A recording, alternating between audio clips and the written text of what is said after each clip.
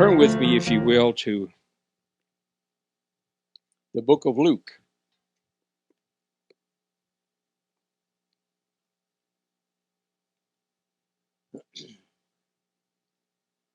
You know, in the Word of God, there was 129 different events recorded in the Gospels concerning the life of Jesus.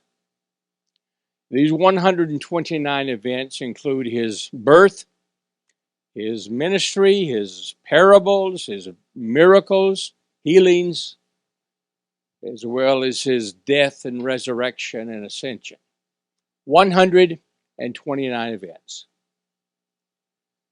But the book of John, the author of the book of John, the very last verse of the book of John, says if all the events of Jesus' life were told, then all the books in the entire world would not be able to contain it. Now that's a lot of stuff. But yet, we have 129. What happened to the rest of it? What happened to those other volumes upon volumes upon volumes?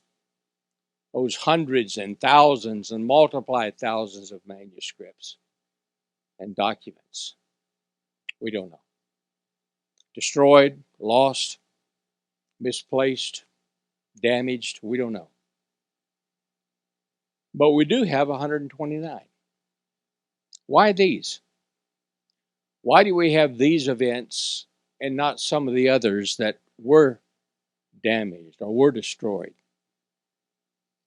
I don't have an answer for that. I have an opinion. Now, this opinion of mine doesn't come from the Bible. An angel didn't whisper in my ear. It's just my opinion. I think that God the Father knew what we would need to live the life that we needed to live in the 20th and the 21st century. And the events of Jesus' life that we will need were preserved. Which means that every word, every punctuation, every capital letter that records these 129 events is important. And it is mandatory for our victorious life. That means this: there are no major events and minor events. There are no major sermons and minor sermons. There's nothing in this Gospels that will justify us reading on ahead until we get to some of the important. Okay? Every word is important. Tonight, we're going to discuss an event that all of us have heard about, but perhaps very few sermons that you've heard have been spoken about the event. All of us have heard dozens of stories about Jesus breaking the bread and the fish, right? Right? We've heard dozens of sermons about Jesus walking on the water. Dozens more of the raising of Lazarus, Zacchaeus up in the sycamore tree, and so forth. And you've heard of this event, but tonight we want to discuss not only the event itself, but the historical background of this event and why it's recorded for us today. We're going to read verse number 6 of chapter 6 of Luke. Luke 6 chapter, verse number 6.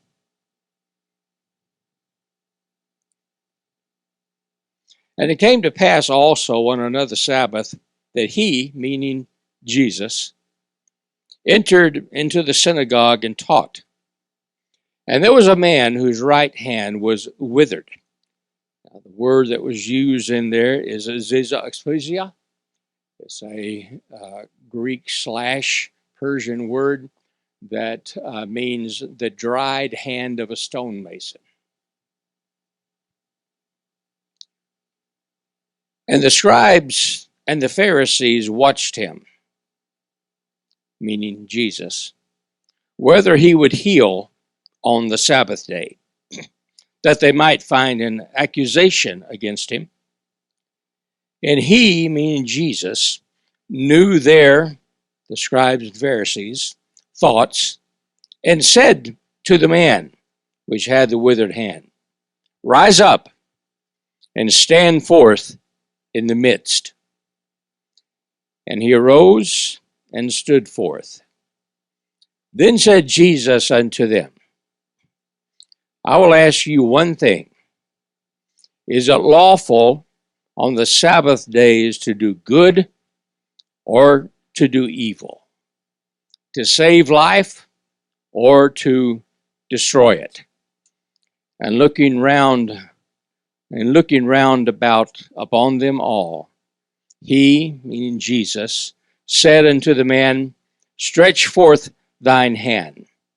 And he did so, and his hand was restored whole as the other.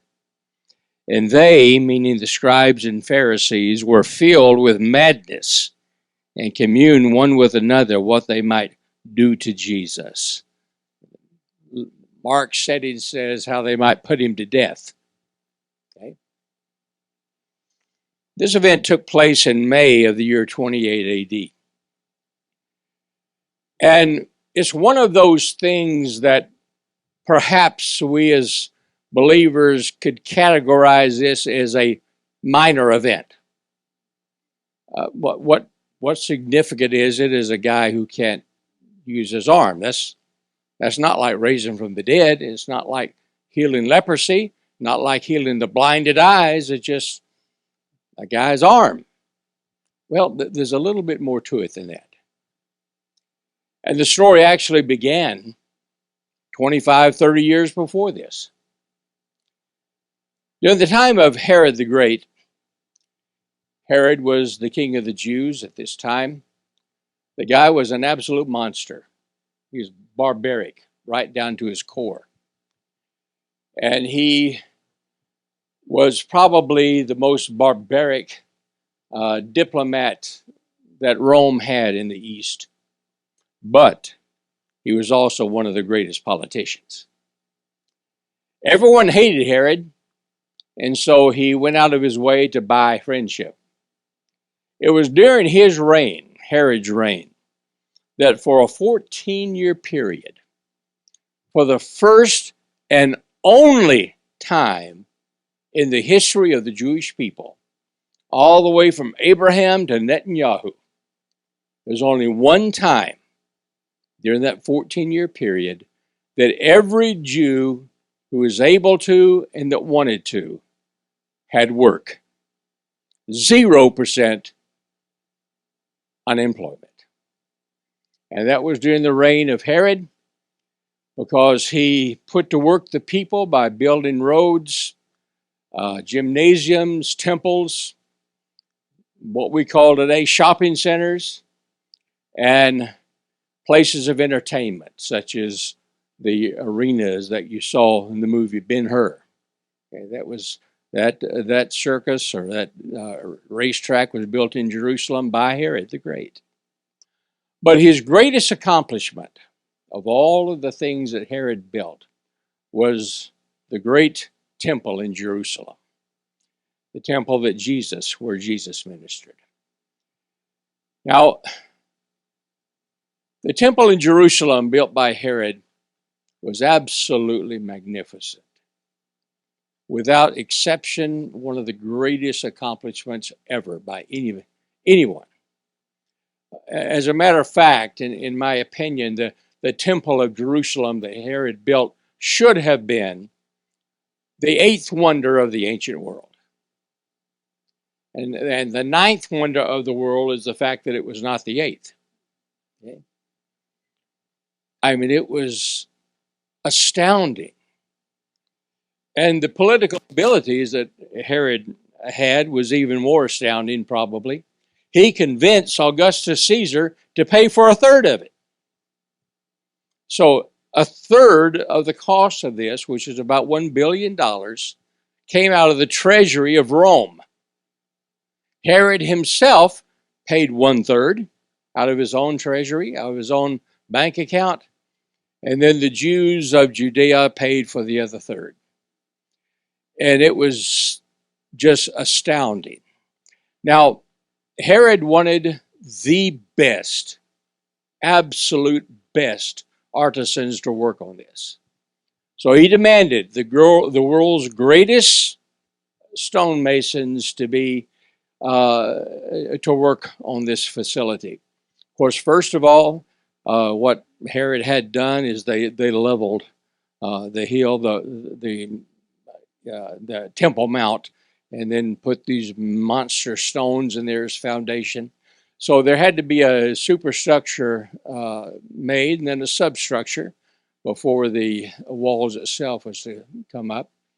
These stonemasons, they were in charge of this substructure and superstructure first, and that had to be before this magnificent building was to be. And so he chose as his construction manager a man who was named Yeshua Binzi. Well, now Herod appointed the priests at this time. He didn't care whether they were from the line of Zadok or Levi or not. Didn't matter to him.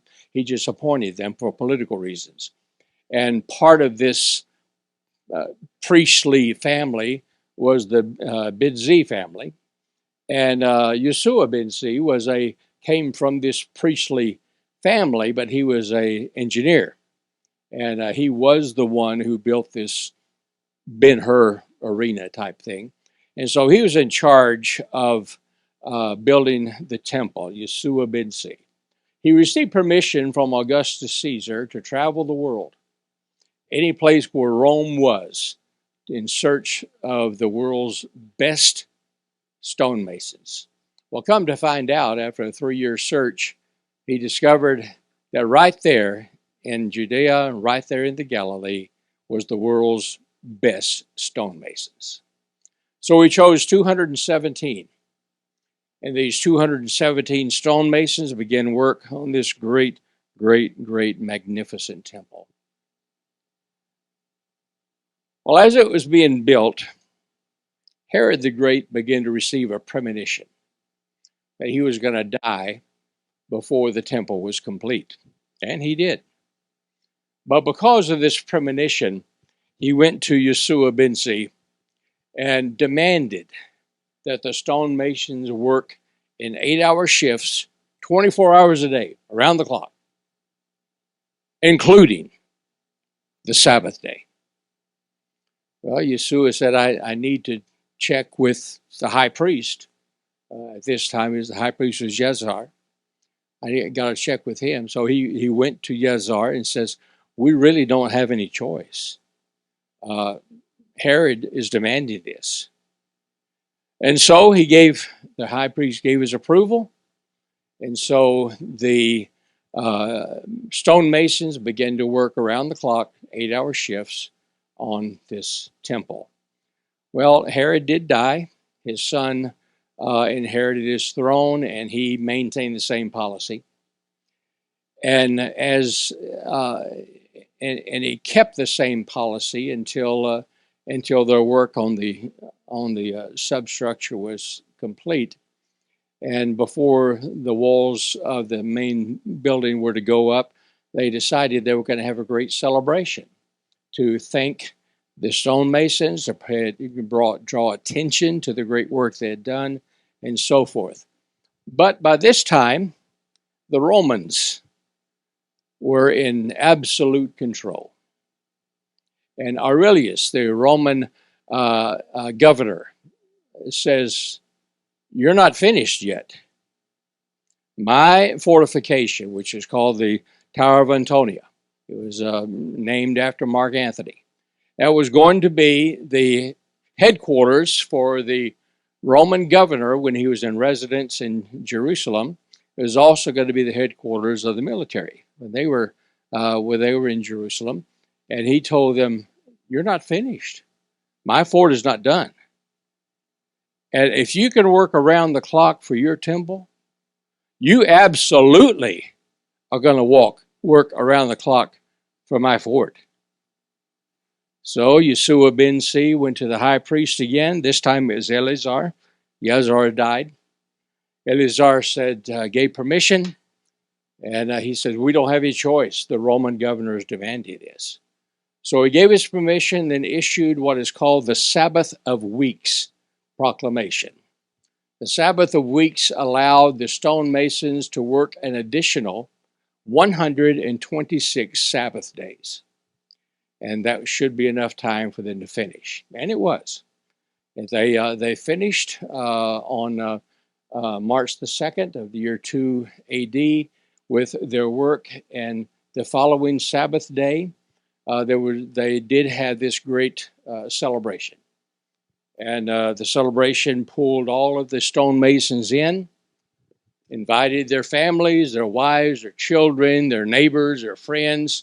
All the dignitaries came in to celebrate, and they had this celebration within the temple compound on there where the temple was going to continue to be built. As the sun rose that day, Yeshua ben C stood up on a stone, and he's brought attention to all the great work that these stonemasons were doing. And he said, even though they had to work on the Sabbath day, it was for the temple. And because it was for the temple, then it's okay for them to break the Sabbath. And so then the celebration began, and then 12 o'clock noon, Yeshua ben C stood up again and brought attention again to the great work they had done. And then he says this, even though you had to work on the Sabbath day, which is contrary to the law of Moses, which actually should demand your life because you broke the Sabbath, because you were working on the temple, it's forgiven. But for working for the Romans on the Sabbath day, even though you had permission from the high priest, even though you had permission from, and the high priest said he spoke for God, from God himself, you broke the law of Moses. And for that, you will be punished. And with that, the right hand and the right arm of all 217 stonemasons were crushed. They'll never be able to use that hand in work ever again. The wives of those stonemasons were taken. Their right ear was removed, their right eye was removed, the right breast was removed, the right thumb removed, and the right big toe was removed. And they were forced to work in the garbage dump of Jerusalem, Gehenna, for the rest of their lives. Then the children were taken. Both eyes were removed, both ears were removed, both hands removed, both feet removed. And they were forced to beg in the streets of Jerusalem for the rest of their life. Then came the stonemasons' disallowance. It's a proclamation that was given by the high priest. And Eleazar says this, that he speaks on behalf of God. And because they broke the law of Moses, then there will never be any forgiveness in this life or in the life to come. They were never allowed to see their families again, their wives again. God hated them. And they were placed on a list of the unforgivable as far as God was concerned.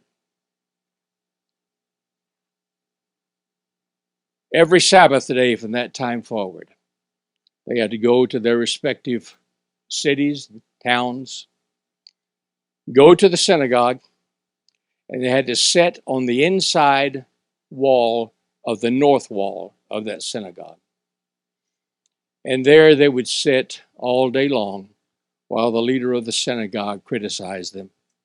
They would have to wear a red sash around their right arm, And that leader would say, this is what God does to those who he hates.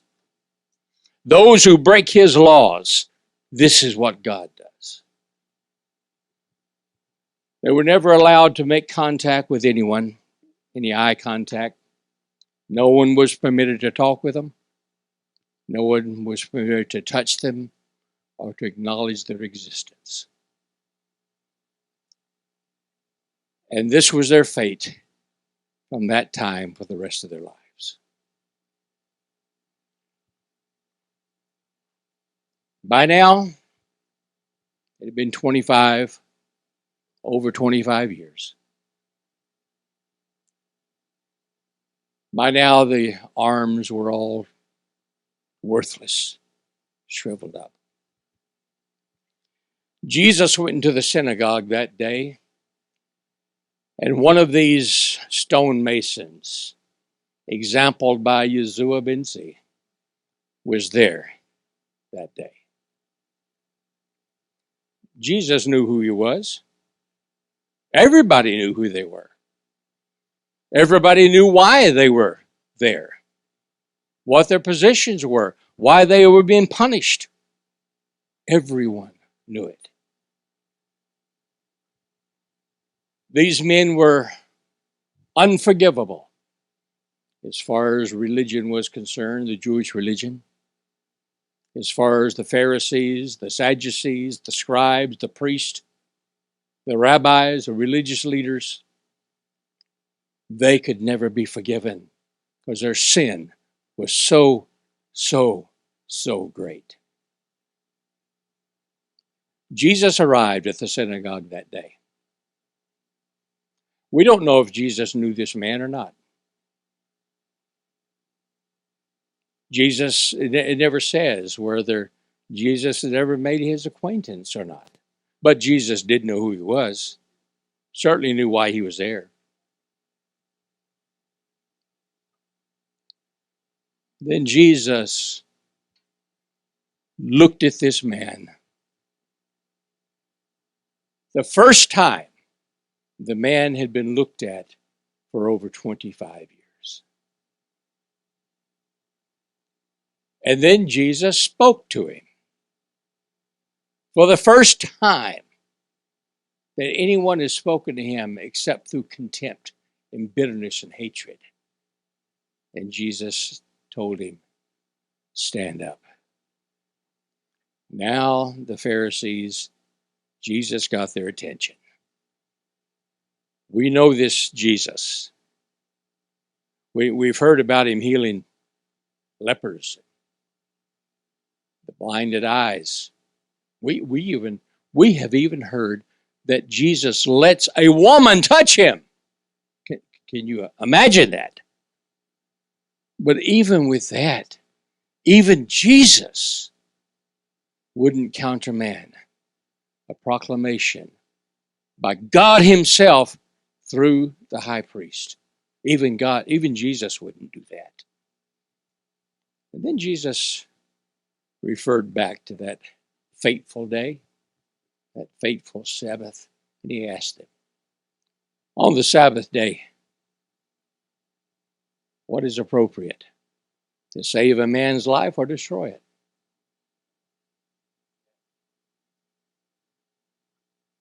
What's it for?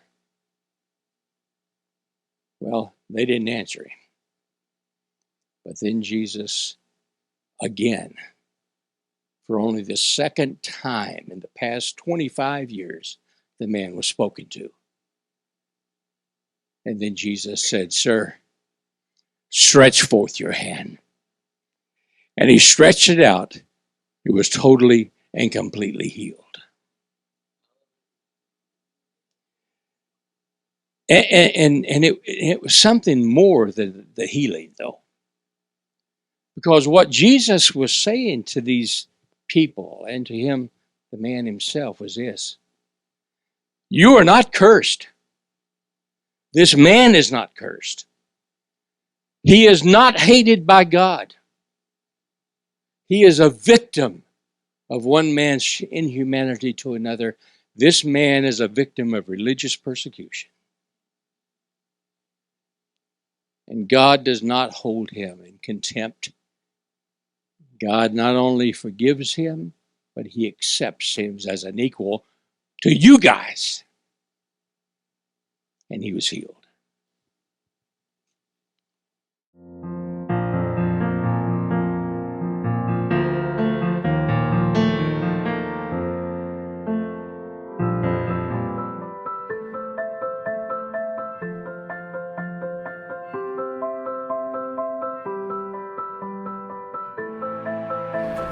Yeah, the Lord has blessed us immensely, and this is one of the purification machines.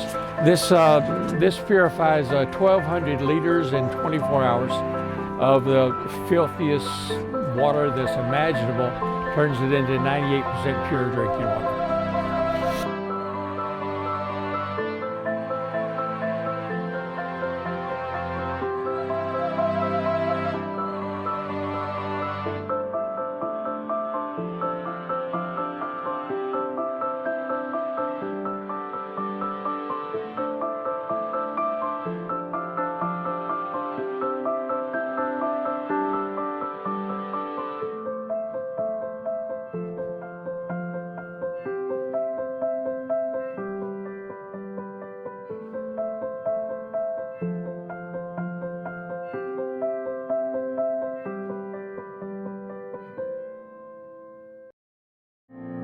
Dr. Ron Charles has spent over 50 years researching and uncovering the truths about the life of Jesus and information that proves the historical authenticity of the Bible. Gleaned from his years of tireless work, research, ministry, and archaeological work, and watch the pages of the Bible come to life like never before. Go to cubitfoundation.org and place your order today.